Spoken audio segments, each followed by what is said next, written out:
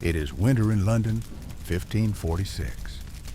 The halls of Whitehall Palace are colder than usual, not because of the season, but because of a silence that has crept into every corner of the court. Henry VIII, once the Golden Prince of England, athlete, scholar, musician, warrior, now lies in bed, swollen, half-rotting, and deeply feared. He is not dead, not yet. But death is watching from the corner of the room, and everyone knows it. The man who ruled England with both charm and cruelty, who defied the Pope, broke the monasteries, married 6 wives, and executed 2, is nearing the final act.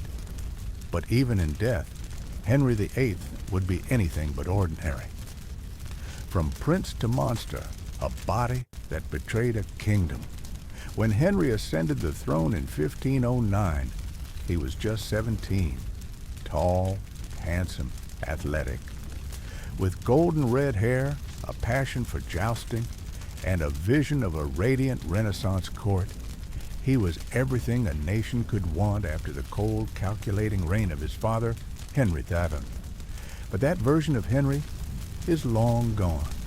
By 1546, he is 55, obese, ravaged by old injuries. His leg, wounded in a jousting accident nearly 2 decades earlier, has never healed properly. Now, it festers.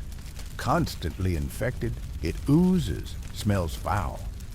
His doctors pack it with cloth and herbs, but nothing works. The once proud athlete now has to be carried in specially constructed chairs or wheeled on reinforced carts. He's over 350 pounds. He wears padded doublets to hold his body upright. And worse than the pain is the paranoia. He believes everyone is lying to him. He fears betrayal, even from his most trusted counselors. He is haunted by his sins and by the ghost of Anne Boleyn. The court walks on eggshells around him. The Tudor court still sparkles on the surface. Music still plays. Banquets are still held. Nobles still bow and flatter. But under it all is tension. Every word must be weighed, every glance measured, because the king's moods are unpredictable. One day, he is generous, offering gifts and laughter. The next, he is furious, demanding arrests, interrogations, and executions. His 6th and final wife, Catherine Parr, walks a tightrope. She is clever and well-read, but she must carefully temper her opinions. Once, she nearly pushed him too far by debating theology with him. It almost cost her her head. Henry forgave her, but the sword hung over every conversation from then on. No one was safe in these last months. Doctors, bloodletting, and the smell of death. His physicians circle like anxious crows. Medicine in the 16th century is rudimentary at best.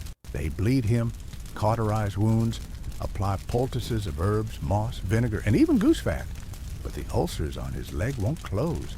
He complains of unbearable pain, of nightmares, of heat in his chest. Some say he smells like death already. Rumors spread that his body is rotting while he still lives, and yet he still rules. In moments of lucidity, he signs orders, dictates strategy, writes theological treatises. His intellect, though clouded, still flickers. But the end is coming. And the court is not just preparing for a death, they are preparing for the end of an era. The final will, the final paranoia. Henry begins drafting his final will and testament, a document that would determine the succession and the future of the Tudor dynasty. It is detailed, cautious, paranoid. His son Edward, by Jane Seymour, is still a child. What will happen if he dies young? Will his daughters Mary and Elizabeth ever rule? Henry names a regency council to guide Edward. He gives orders about burials. He leaves tokens for his past wives and children, but coldly, distantly. He worries not just about enemies, but about how he will be remembered.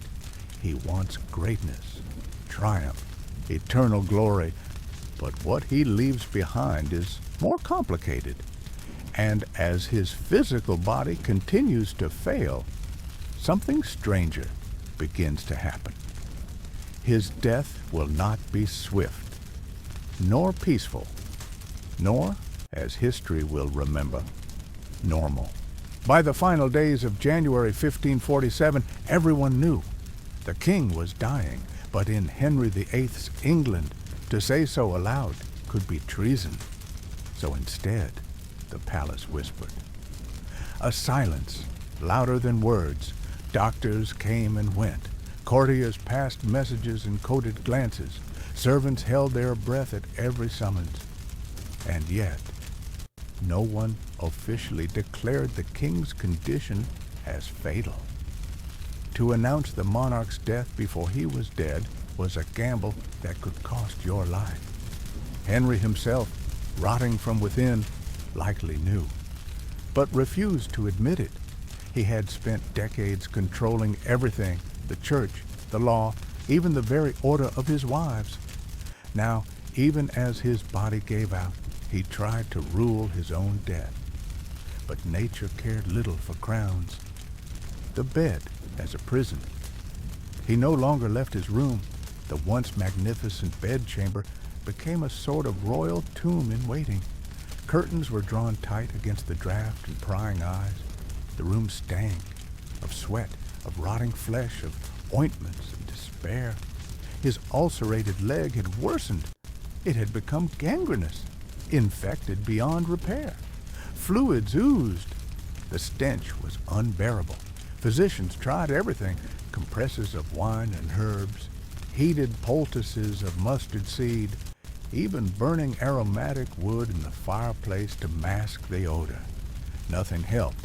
Some said the wound was so bad that maggots had begun to appear, though no one dared confirm it officially. If true, it meant the king's flesh was decomposing before his final breath. He was buried by his own body. The court prepares. In secret, privately, the royal council began moving pieces into place. They knew that Edward, Henry's son by Jane Seymour, was next in line.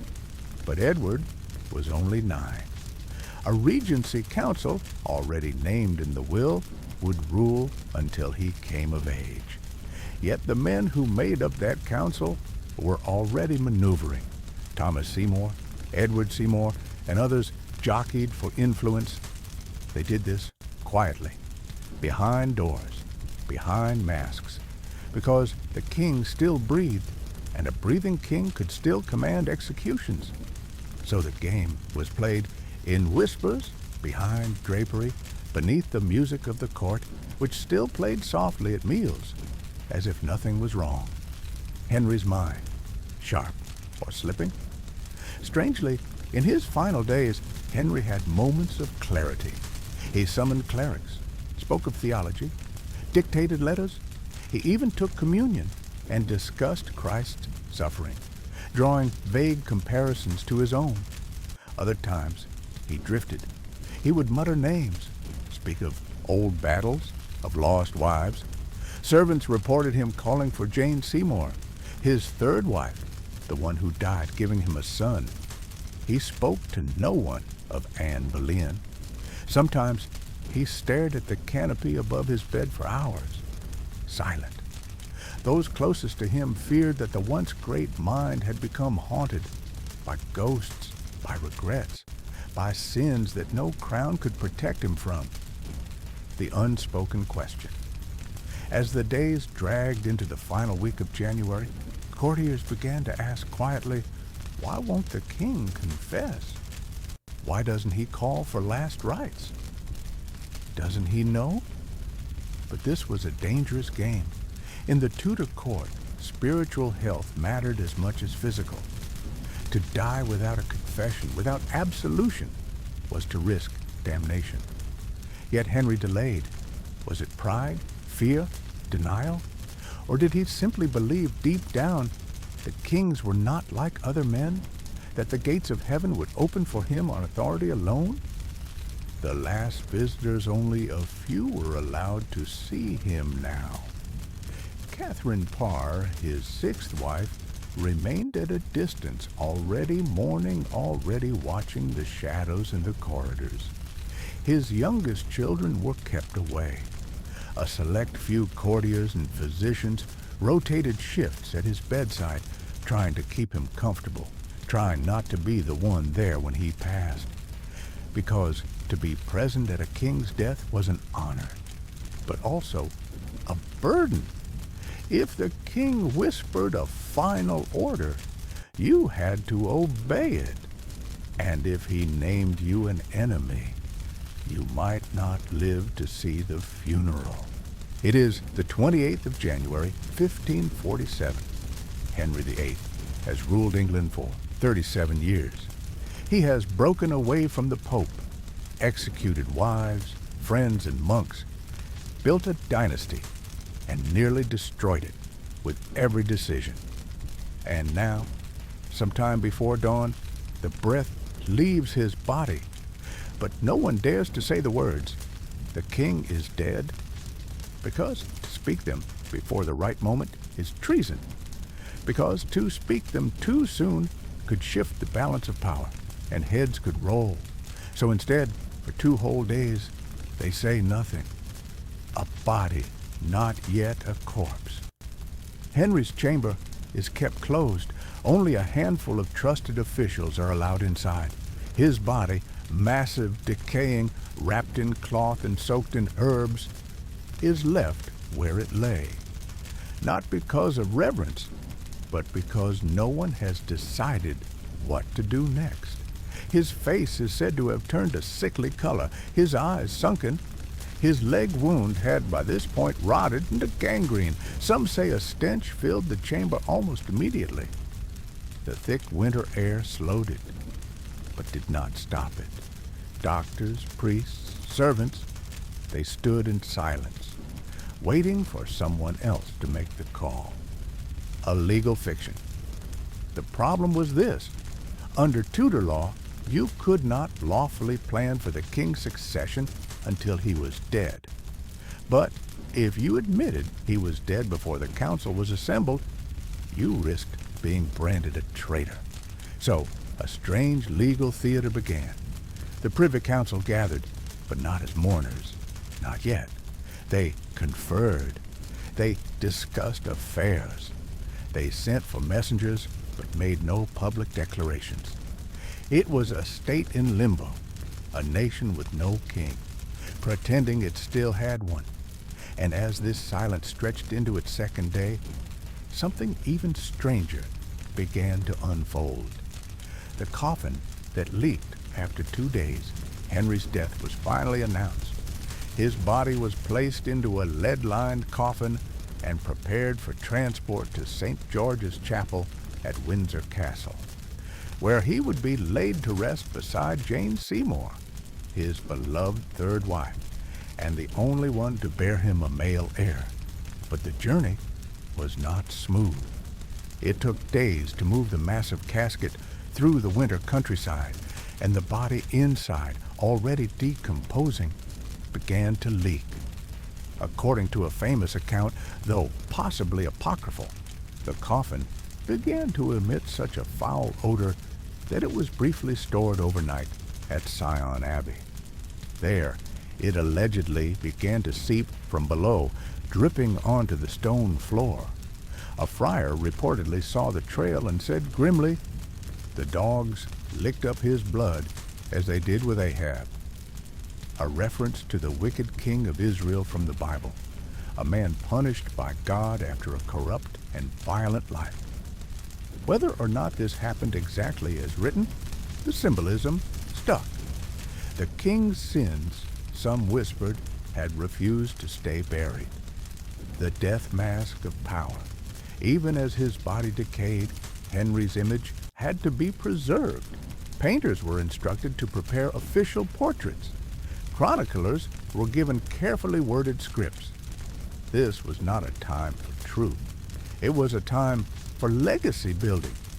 He was to be remembered as the strong Tudor lion, the English Solomon, the man who tamed Rome and ruled with God's favor. His temper, his tyranny, his madness, these were brushed aside, at least for now.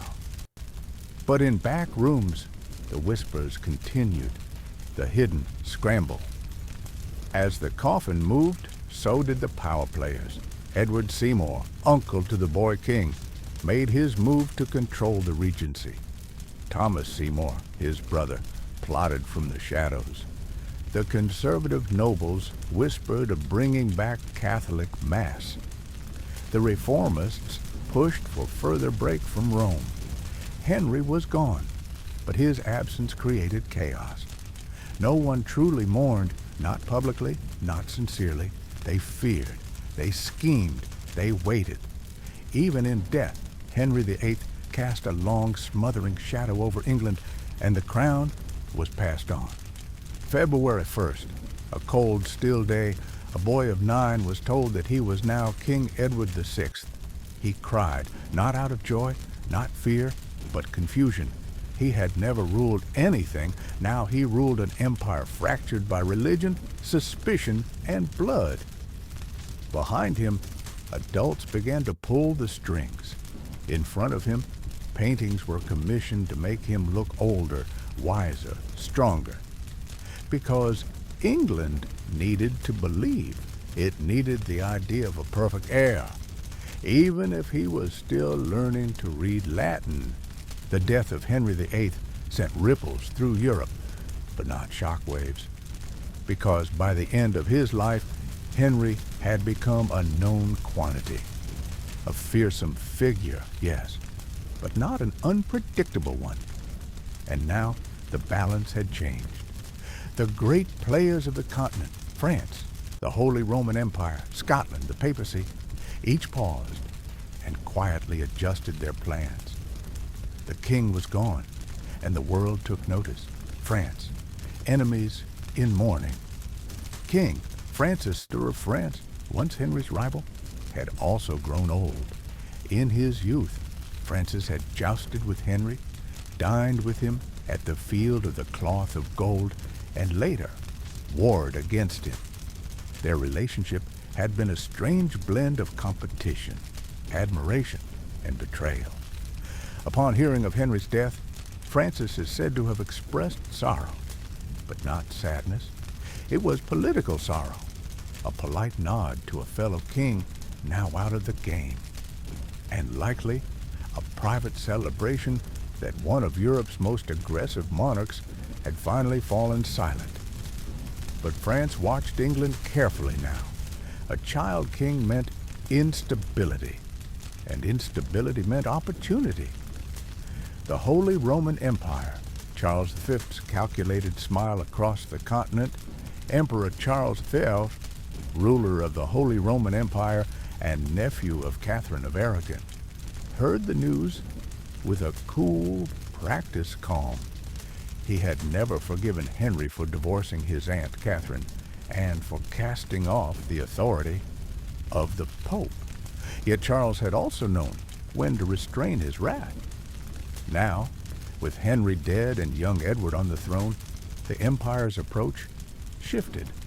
No more chasing Henry's allegiance, no more appeasement. Instead, influence the boy, influence the regency, steer England back toward Catholicism. In secret letters, Charles referred to England as a nation sick with rebellion. He hoped the disease might be cured now that the source was dead. The Vatican, the Pope's quiet vindication. In Rome, Pope Paul III received the news with grim satisfaction. Henry had defied him like no other, broken with the church, declared himself head of the English church, executed priests, monks, cardinals, seized monasteries, burned relics, confiscated wealth.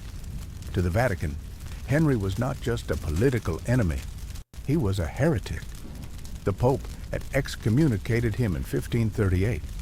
Had he died unrepentant, as most believed, his soul was presumed lost. There was no public mourning in Rome, only a quiet sense that justice had finally been served. But the church also faced a dilemma.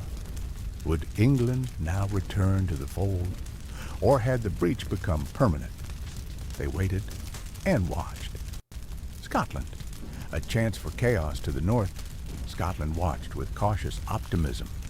The long-standing border wars with England had left scars on both nations.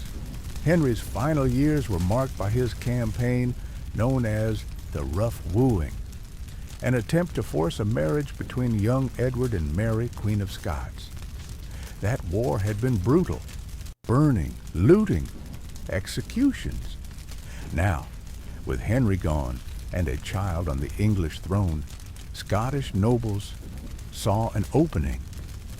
Could they rescue Mary from English influence? Could they break the alliance attempts? Could they strengthen ties with Catholic France? Henry's death gave them a breath of freedom, but they knew better than to let it become a sigh of relief, because regents, like kings, could be just as cruel. Ambassadors' reports, the gossip of courts across Europe, ambassadors scribbled letters home. The King of England is dead. Long live the boy. His leg was black before he passed.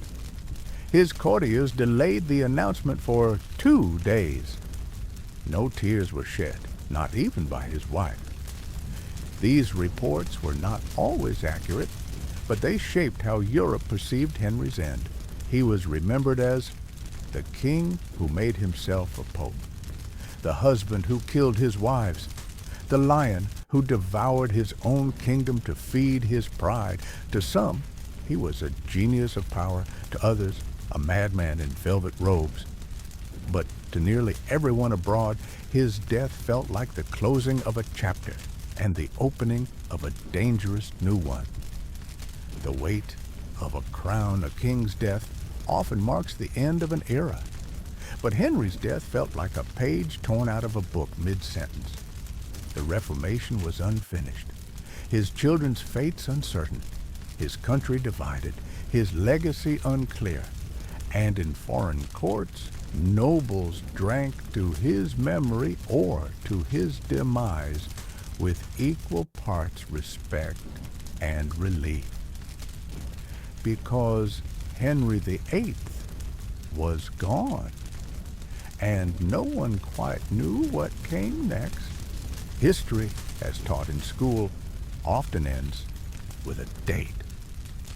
January 28th, 1547, King Henry VIII dies at Whitehall. But outside the clean lines of textbooks, stories continue to grow, quietly, in shadows, in whispers passed from servant to servant, generation to generation, because the death of a king, especially a king like Henry VIII, never truly ends. Instead, it evolves into legend. The coffin that bled among the most infamous tales is the bleeding coffin. We mentioned it earlier, the strange, perhaps apocryphal report from Sion Abbey during the journey to Henry's burial.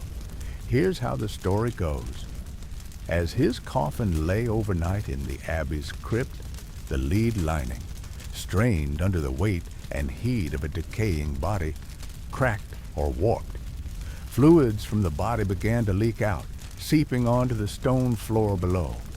By morning, a trail had formed, dark, oily, and unmistakable. A friar, seeing the mess, reportedly murmured a verse from 2 Kings 9:36. In the place where dogs licked the blood of Naboth, shall dogs lick thy blood also.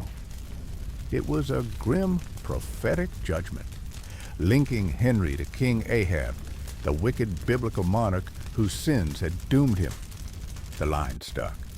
Whether true or exaggerated, it became the kind of detail no one forgets. The cursed body, other rumors hinted at something darker. Some said Henry's body was so diseased and swollen that his funeral robes didn't fit, that attendants had to slash open his garments just to dress him. Others whispered that his face had become twisted in death, mouth half open, as if caught mid-scream, that his corpse smelled so foul that guards rotated in shifts to avoid fainting, and then, stranger still, that his heart was missing, that his tongue had turned black, that one of his rings refused to be pulled off, tightened by rigor mortis or something else. These stories were almost certainly exaggerated, but people wanted to believe them, because for a man who had ruled like a god, death needed to feel like divine punishment. Superstition and omen. In Tudor England, death was not a medical event. It was a spiritual phenomenon. People believed the soul lingered, that signs would appear. And with Henry, they say, a raven circled Whitehall 3 times the night before he died. A comet was seen from Kent, casting a blood-red glow. Bells tolled in a monastery that no longer had monks. A mad woman in London cried, "The lion is dying! The lion is dying!" 2 days before the news broke, even if none of it is verifiable, these were the kinds of details passed between washerwomen, written into the margins of forgotten books, and recited by children playing in ruined cloisters. The king, they said, had been warned. He simply refused to listen. The secret books and hidden will. Some chroniclers claimed Henry had a second will, one written late at night, with only a few witnesses, hidden away to ensure his daughters would never rule. It was never found. Others spoke of books, forbidden texts on prophecy and medicine, kept in his personal collection, burned by his order before he died, or perhaps stolen by a servant who vanished into Europe. Modern historians scoff at this, but the idea lingers that Henry knew something we didn't, that he had secrets even his successors never uncovered, secrets about the church, about faith, about how he wanted to return, the king who never slept, and then come the ghost stories. Whitehall Palace, now long gone, was said to be haunted for decades after Henry's death. Footsteps in the Privy Gallery, groaning from an empty chamber once used as his study. Doors that slammed during council meetings. A figure in red velvet, glimpsed only in candlelight, limping heavily. Some said he couldn't rest, that Henry's soul wandered the halls of his palace, unwilling to leave his kingdom behind, that his punishment was unrest, that his body had failed, but his will had not. Even centuries later, guards at St. James's Palace reported strange echoes near portraits of the king, especially late at night.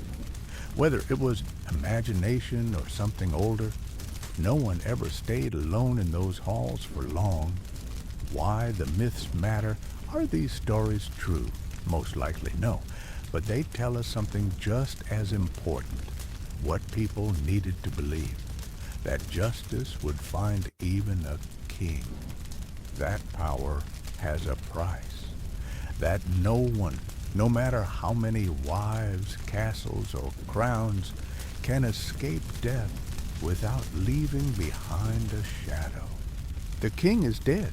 The bells have long stopped ringing. The throne has been passed. But the question remains, what did Henry VIII truly leave behind? A crown.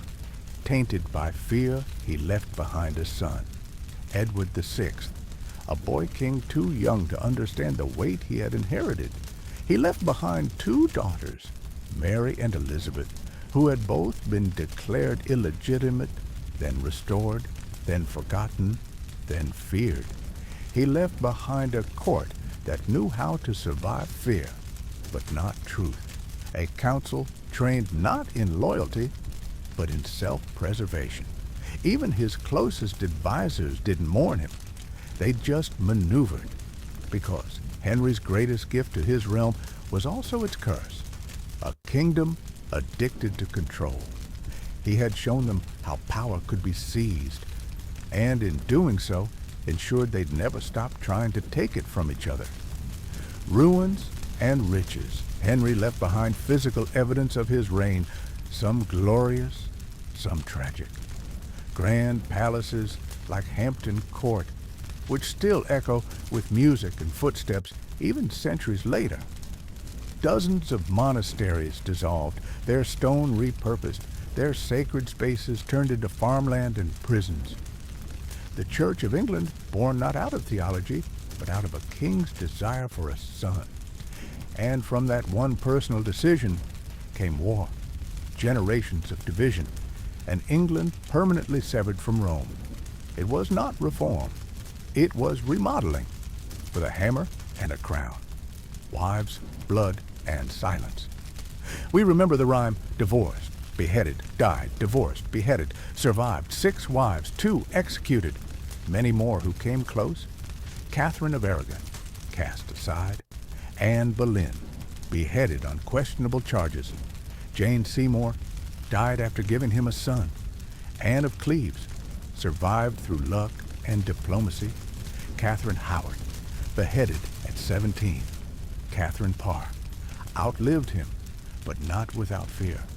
Behind the rhyme is a truth. Henry loved power more than he loved any woman, more than he loved his people, more, perhaps, than he loved his own soul, the laws that shaped a nation. And yet, he also left behind a stronger monarchy, not stable, but stronger, centralized, feared, efficient. He passed the Act of Supremacy, making the king the head of the English Church. He launched reforms, some sincere, some strategic. He filled the treasury by looting the monasteries. He made England a nation unto itself. It was not a golden age, but it was the age that made the next golden age possible. Without Henry, there would be no Elizabeth, no Shakespeare, no empire, no modern England. He broke the old world so the new one could be built on its bones. A ghost in the English mind today, Henry VIII is remembered mostly as a caricature. The fat, angry king, the wife killer, the man who shouted, ate, and married his way into history. But behind that image was a man of contradictions, a devout Christian who broke with the Pope, a romantic who sent lovers to the scaffold, a Renaissance thinker who feared books that disagreed with him. He is not easy to explain, nor is his legacy easy to judge. Was he a tyrant, a visionary, a tragic soul, a necessary evil? Maybe he was all of those things, and maybe that's why he remains so strangely unforgettable. Beneath the stone today, few visitors to St. George's Chapel know that beneath their feet, in a quiet vault, lie the remains of Henry VIII. He was buried next to Jane Seymour, the wife who gave him a son and never betrayed him. There is no elaborate tomb, no towering monument, just stone and silence. The man who shook the world with his voice now rests beneath it, unheard. But his story, still whispered, still studied, still feared,